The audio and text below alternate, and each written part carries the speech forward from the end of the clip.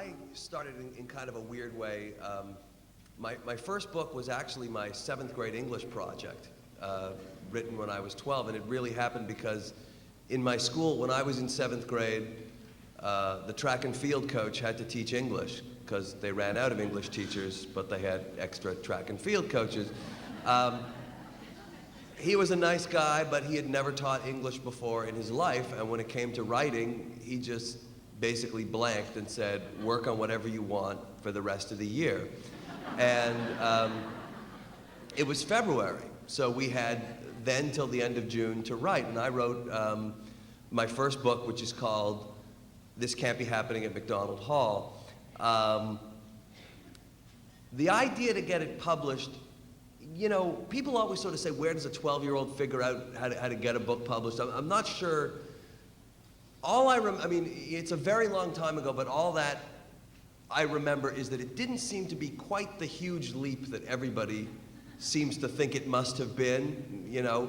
My English teacher, the track guy, was the guy who got it started. He didn't want to publish it. He actually wanted to laminate it and put it in the library, which is a very teacher thing to want to do, right?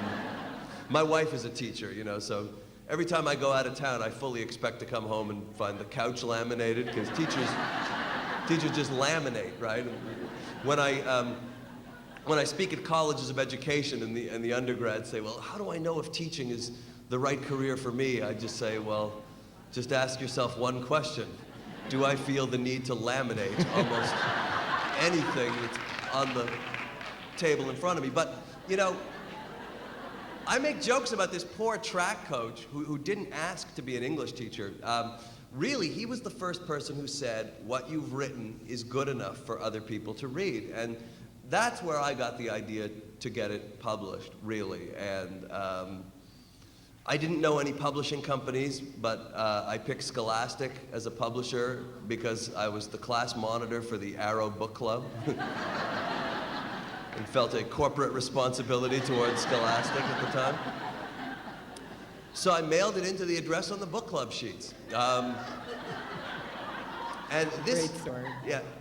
Since I grew up in Canada, this actually works, because Scholastic Canada is sort of a smaller and all in one place. And they received my book, and the warehouse people drove it by forklift, supposedly, although I don't know, over to the editors, and that's how I got a real editor to read my 7th grade English project.